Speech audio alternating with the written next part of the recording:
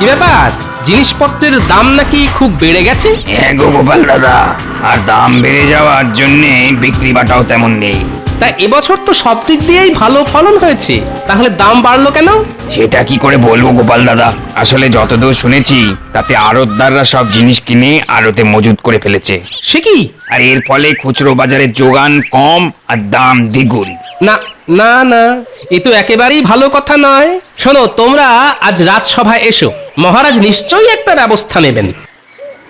তার শিক্ষা না হলেও আমার কিন্তু হয়েছে, তাই মন্ত্রী মশাইয়ের চালচলনে ব্যাকাটেরা কিছু দেখলেই না মনের ভেতরটা কেমন কুগে ওঠে মহারাজ।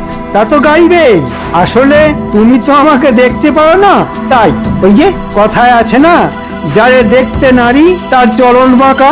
মহারাজ, বাজারের আড়তদাররা আড়ত বাড়াতে চাইছে, তাই তাদের আরো কিছু জমি লাগবে, সেই নিয়েই তারা আমার সঙ্গে কথা বলছিল। আড়তদারেরা বাড়তি জমির জন্য মহারাজের কাছে না এসে মন্ত্রী মশাইয়ের সঙ্গে কথা বললো কেন? এটা খুব ভালো কথা মহারাজ, তাদের ব্যবসা বাড়লে রাজ্যের ভালো, আর আমাদের কোষাগারও বাড়তি খাজনা আসবে। না না মহারাজ, বাড়তি খাজনা ওরা দিতে পারবে না। কেন বাড়তি খাজনা দিতে পারবে না কেন? না মানে এখন তো দিতে না পারলেও পরে ঠিক ওদের কাছ থেকে আদায় করে নেব। তা আড়তদাররা আড়ত বাড়াতে চাইছে কেন? আসলে এবছর তো প্রচুর ধান হয়েছে, সেই ফসল মজুত করে রাখতেই ওরা বাড়তি আড়ত তৈরি করতে চাইছে। ঠিক আছে, দিয়ে দেবো জমি, তবে শর্ত কিন্তু একটাই। কি শর্ত মহারাজ? এবছর যখন অনেক ফসল হয়েছে তখন জিনিসপত্রের দাম বাড়ানো তো চলবেই না, উল্টে কমাতে হবে। খুব ভালো শর্ত মহারাজ, জিনিসপত্রের দাম কমে গেলে গরিব প্রজাদের খুব ভালো হবে। ভালো করাচ্ছি।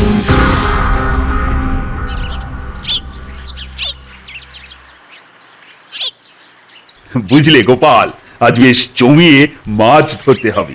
রানীকে আমি কথা নিয়ে এসেছি যে 2 সেরি ওজনের একটা রুই মাছ তাকে আমি উপহার দেব। কোনো চিন্তা করবেন না মহারাজ, যা চার বানিয়ে এনেছি না, দেখবেন চারের গন্ধে পুকুরের সব মাছ একেবারে আমাদের বড়শির মুখে চলে আসবে।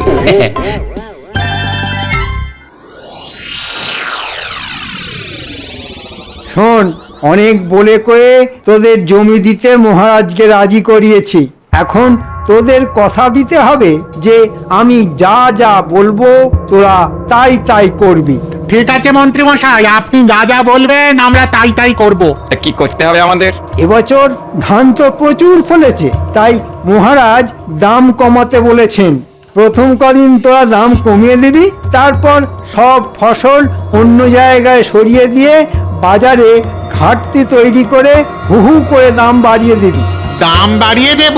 হ্যাঁ, এতে তোদের বাড়তি যা লাভ হবে তার অর্ধেক দিবি আমাকে। কি মাথায় ঢুকেছে? কিন্তু হু হু করে দাম বাড়িয়ে দিলে মহারাজ যদি রেগে গিয়ে আমাদের বিরুদ্ধে কোনো ব্যবস্থা নিয়ে বসেন? আরে অত ভয় পাচ্ছিস কেন? মহারাজকে সামলাবার দায়িত্ব আমার, তোরা শুধু আমার কথা মতো কাজ করে যাবি। ঠিক আছে, তাই হবে। আজ তাহলে আমরা আসি মন্ত্রী মশাই। হ্যাঁ হ্যাঁ, আয় আয়। আড়তদারদের নিয়ে দারুণ একটা চাল চেলেছেন তো। আরে এ তো চালের প্রথম কিস্তি, এর পরের চালে কিস্তি মাত হবেন মহারাজ, আর এই রাজ্যের রাজা হব আমি, বুঝেছিস? বাবা, কি মক্ষম চাল! চাল তো চাললেন, কিন্তু ওই হলে ফুটো হয়ে সব সব চাল আবার ওই ছড়িয়ে যাবে না তো? এই ঘটা, মুখ সামলে কথা বলবি। তোর এত বড় সাহস, হ্যাঁ? আমার সামনেই আমার দেওয়া চালকে অপমান করিস, হ্যাঁ? অপরাধ অপরাধ নেবেন না, আসলে আসলে ওই এতদিন ধরে দেখে আসছি তো। কি দেখে আসছিস? ওই যে অনেক ফন্দি আপনি আঁটেন, কিন্তু ওই গোপালের গোপালের ওই বুদ্ধির কাছে শেষ অব্দি হেরে গিয়ে ওই যাকে বলে কিনা ওই ওই ল্যাচে গোবরে হয়ে যান। লাজে গোবরে? বেরো বের হতো ছাড়া, এক্ষুনি দূর হয়ে যা আমার বাড়ি থেকে। এই জীবনে তোর মুখ আর যেন কখনো না দেখি। যা, দূর হ, দূর হ। এবারে যদি আপনি যেতেন তাহলে আর এই মুখ দেখাতে আসবো না। হ্যাঁ, তবে তবে আবার যদি ওই হারেন তাহলে এই শ্রীমুখ ঠিক দেখিয়ে যাব। হ্যাঁ, তবে রে, এই জন্যই বলে যার শিল যার নোড়া তারই ভাঙে দাঁতের গোড়া। বেটা বেঈমান, আমার খেয়ে আমারই পড়ে আজ আমারই সমালোচনা করছে। হ্যাঁ, কথাটা কিন্তু ঘটা মিথ্যে বলেনি, এই বরাবরই তো গোপাল। আরে রাখ তোর গোপাল, এবার এমন আটঘাট বেঁধে নামছি যে গোপাল তো গোপাল, গোপালের 14 পুরুষও না আমার টিকিটা অবধি ছুঁতে পারবে না। গোপাল আর মহারাজের এমন হাঁড়ির হাল করব যে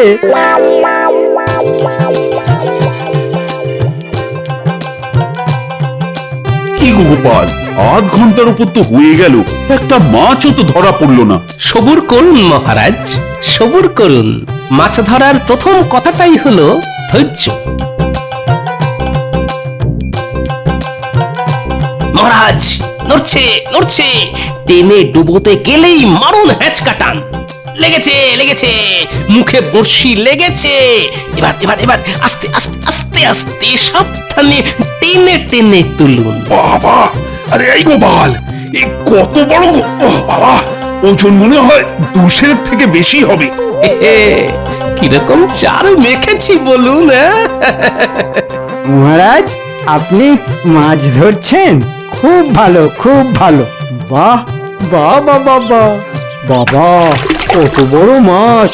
তা এখন এই কাগজে চট করে একটা স্বাক্ষর করে দিন তো। কিসের কাগজ? ওই যে আড়তদারদের সঙ্গে একটা চুক্তিপত্র। আড়তদারদের সঙ্গে চুক্তি?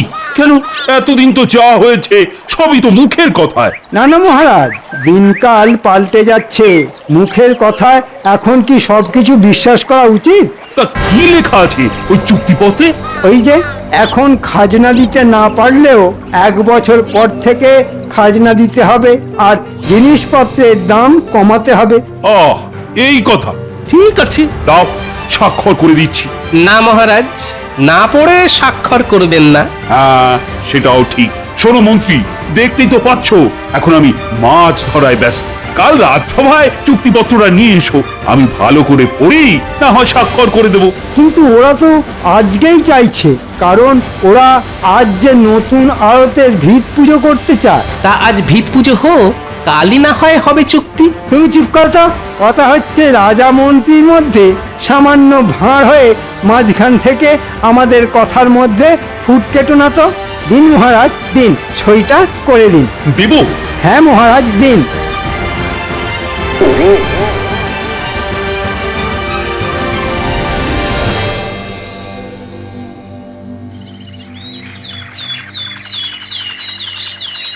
কি দিনকাল পড়লো রে দাদা, কদিনের মধ্যে জিনিসপত্রের দাম একবারে লাফিয়ে লাফিয়ে দ্বিগুণ হয়ে গেল।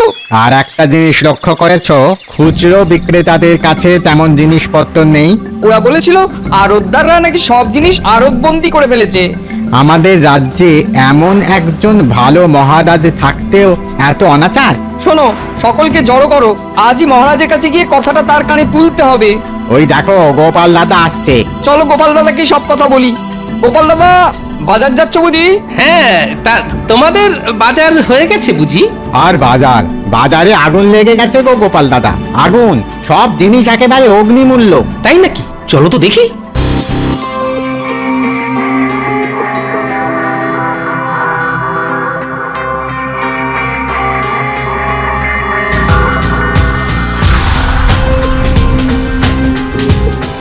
কি ব্যাপার, জিনিসপত্রের দাম নাকি খুব বেড়ে গেছে? হ্যাঁ গো গোপাল দাদা, আর দাম বেড়ে যাওয়ার জন্যে বিক্রি বাটাও তেমন নেই। তা এবছর তো সব দিক দিয়েই ভালো ফলন হয়েছে, তাহলে দাম বাড়লো কেন? সেটা কি করে বলবো গোপাল দাদা, আসলে যতদূর শুনেছি তাতে আড়তদাররা সব জিনিস কিনে আড়তে মজুত করে ফেলেছে। সে কি? আর এর ফলে খুচরো বাজারে যোগান কম আর দাম দ্বিগুণ। না না না, এ তো একেবারেই ভালো কথা নয়। শোনো, তোমরা আজ রাজসভায় এসো, মহারাজ নিশ্চয়ই একটা ব্যবস্থা নেবেন।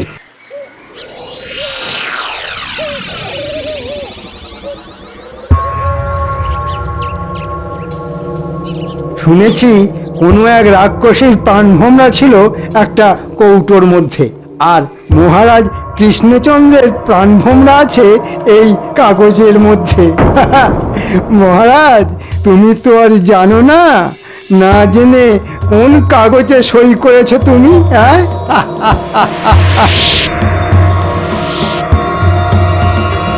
কিছু একটা ব্যবস্থা নিন মহারাজ, নাহলে আমরা যেসব না খেতে পেয়ে মরে যাব। হ্যাঁ মহারাজ, না খেতে পেয়ে মরে যাব। আহা, কোনো চিন্তা করো না তো। সকালে গোপাল আমায় সব কথা বলতেই আমি আড়তদারদের ধরে আনার জন্য সেনাপতিকে পাঠিয়েছি। মহারাজ সব কটাকে এনেছি। আয়, শুনলাম তোমরা নাকি সব জিনিস আড়তে মজুত করে বাজারে একটা কৃত্রিম অভাব তৈরি করেছো, আর তাতেই নাকি জিনিসপত্রের দাম হু করে বেড়ে গেছে। এই জন্যই কি আমি তোমাদের বিনা খাজনায় জমি দিয়েছি? কদিনের মধ্যেই চুক্তিপত্রের সব কথা ভুলে গেলে? জানো এর শাস্তি কি হতে পারে?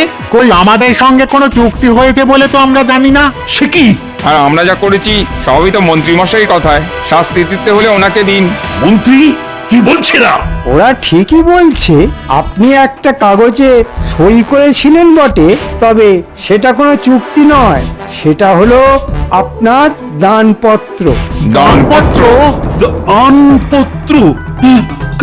কাকে কি দান করলাম? কেন মহারাজ, আমাকে। আর দান করেছেন আপনার সিংহাসন। হ্যাঁ, তোমাকে আমি সিংহাসন দান করেছি? বিশ্বাস না হলে পড়ে দেখুন আপনার নিজের হাতের সই করা কাগজ। আমি মহারাজ কৃষ্ণচন্দ্র আজ এই মর্মে স্বীকার করছি যে রাজকাজ আমার আর ভালো লাগছে না, তাই আমার সিংহাসন আর রাজপ্রাসাদ আমি মন্ত্রীকে দান করে দিচ্ছি।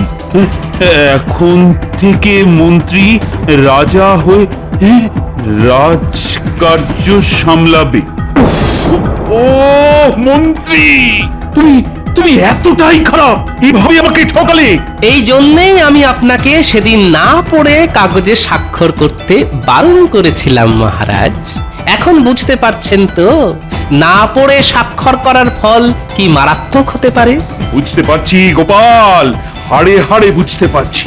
আর সেই সঙ্গে এও বুঝতে পারছি এতদিন দুধ করা দিয়ে আমি কি ভয়ঙ্কর কাল সবটাই না হুসেছিলাম। বুঝতেই যখন পেরেছেন তখন কাল সাপের মরণ কামড় খান। শুনুন, কাল সকালেই রাজপ্রাসাদ আর সিংহাসন ছেড়ে দেবেন, এই আমার শেষ কথা। কাল থেকে আমি রাজা, তাই আমার কথাতেই সবকিছু চলবে। আয় ভগবান! উফ!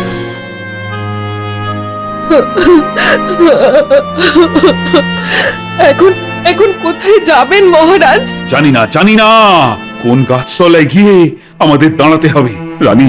রানী আমায় ক্ষমা করে দাও। আমি মানছি যা কিছু হয়েছে সবই আমার নির্বুদ্ধিতার ফল। মহারাজ, শাস্ত্রে বলেছে গতস্য শোচনা নাস্তি। যা হয়ে গেছে তার জন্য বিলাপ না করে ভবিষ্যতে কি করা দরকার সেটাই ভাবতে হবে। কি আর ভাববে গোপাল, সবই তো শেষ হয়ে গেছে। কিন্তু শেষ থেকেও তো শুরু করা যায় মহারাজ। কিভাবে? আমি কথা দিচ্ছি 3 দিনের মধ্যে ওই কুচক্রী মন্ত্রীকে সিংহাসন থেকে উৎখাত করে সেই সিংহাসন আপনাকেই ফিরিয়ে দেব আমি। পারবি গোপাল? আপনার আশীর্বাদে আমি সব পারবো রানীমা। মহারাজ, কাল রাজপ্রাসাদ ছেড়ে যাবার সময় আপনি কোষাগারের সব অর্থ, সোনা দানা আর আপনার সিন্দুক সঙ্গে নিয়ে যেতে ভুলবেন না। কিন্তু আপনার দানপত্রে শুধু সিংহাসনের কথা লেখা আছে, আর কিছু নয়। আমি এখন আসি মহারাজ, অনেক কাজ বাকি আছে।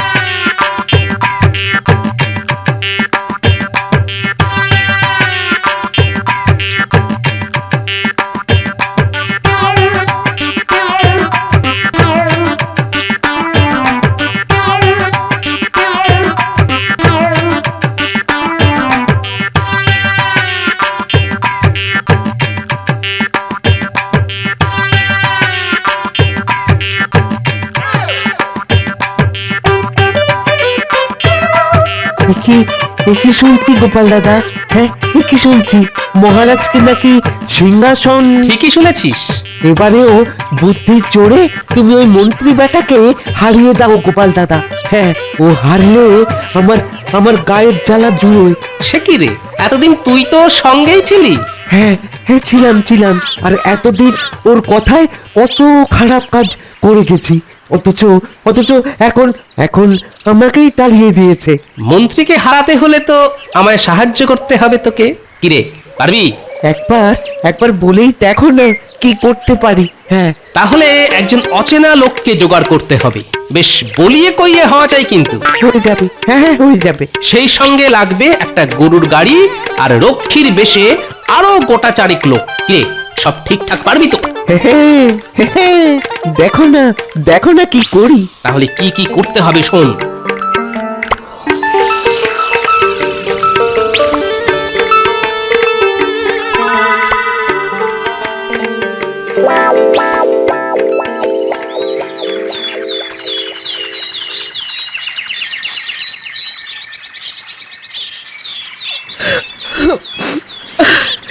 একদিন রানী হয়ে এই প্রাসাদে পা রেখেছিলাম, আজ ভিখারিনী হয়ে চলে যেতে হচ্ছে।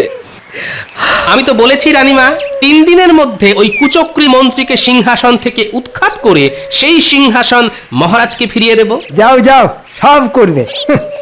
এ কি, গরুর গাড়িতে সিন্দুক তুলছেন কেন? কি আছে ওতে? রাজকোষের সব অর্থ আর সোনা দানা। না না, উনি এসব নিয়ে যেতে পারেন না। কেন পারেন না কুচক্রী মশাই? দানপত্রে শুধু সিংহাসন আর রাজপ্রাসাদের কথাই লেখা আছে, রাজকোষ বা মহারাজের সিন্দুকের কোনো উল্লেখ নেই। চাপ বাবা, তাড়াহুড়োয় খুব কাঁচা কাজ করে ফেলেছি দেখছি। চলে আসুন মহারাজ।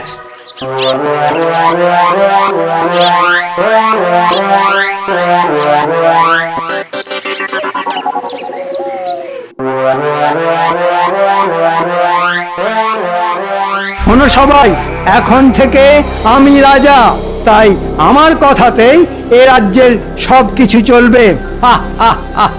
শোনো, আজ থেকে সকলের বেতন অর্ধেক করে দিলাম। বেতন অর্ধেক? হ্যাঁ, অর্ধেক। যাদের পোষাবে তারা থাকবে, আর যাদের পোষাবে না তারা চলে যাবে।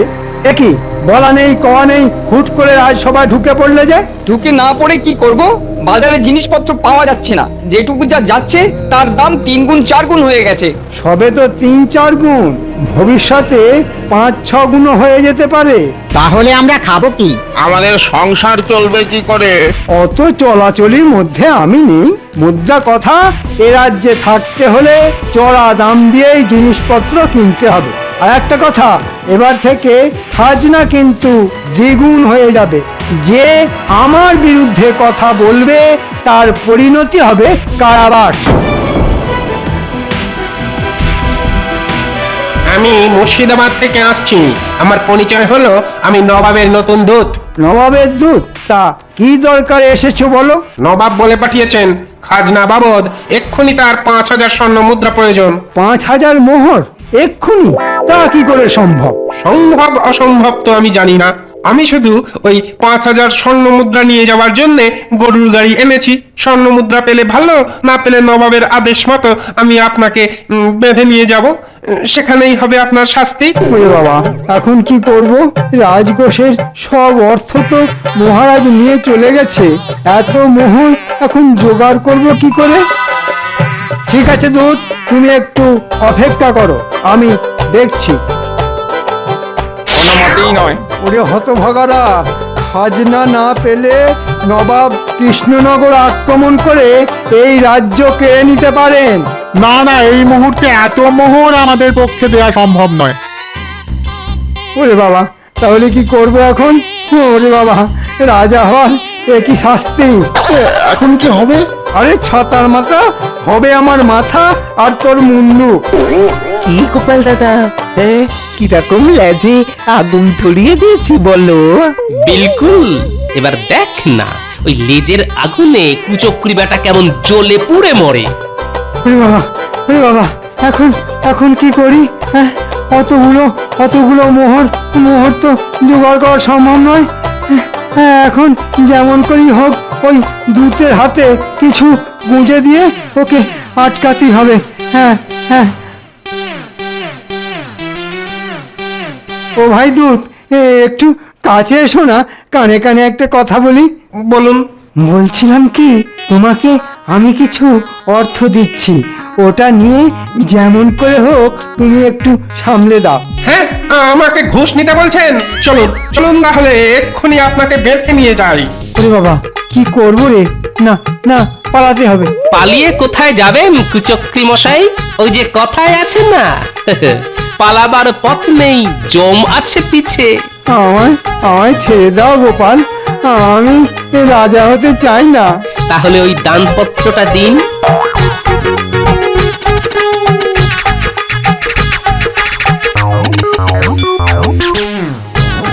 আসুন মহারাজ, আসুন রানীমা। মহারাজ, বলেছিলাম না 3 দিনের মধ্যে কুচক্রী মন্ত্রীকে সিংহাসন থেকে উৎখাত করে সেই সিংহাসন আপনাকে ফিরিয়ে দেব। যান মহারাজ, সিংহাসনে গিয়ে বসুন। ঘটা, আয় রে, এবার তোর নিয়ে আসা নবাবের সাজানো দুধকে চলে যেতে বল। ওর পারিশ্রমিক আমি পাঠিয়ে দেব। সে কি, এ নবাবের আসল দূত নয়? তাহলে এত মিথ্যাচার? আপনার মতো দুরাচারীর সঙ্গে এটুকু মিথ্যাচার তো করতেই হবে কুচক্রী মশাই। কি মন্ত্রী না মানে ওই কুচক্রী মশাই, এবারেও আপনার সব চাল ছড়িয়ে গেল তো। ঘটা, আমি তোকে সেনাপতি, বন্দি করো এই বদমাইশকে। এখন কদিন কারাগারে থাকুক, তারপর হবে বিচার। আজ গোপালের বুদ্ধির জোরে আবার আবার সবকিছু ফিরে পেলাম। বলো গোপাল, কি চাও তুমি? মায়ের কাছ থেকে আশীর্বাদ ছাড়া আর কি চাইবার আছে সন্তানের? ওইটুকু পেলেই আমি সন্তুষ্ট রানীমা। জয় গোপালের জয়। জয় গোপালের জয়।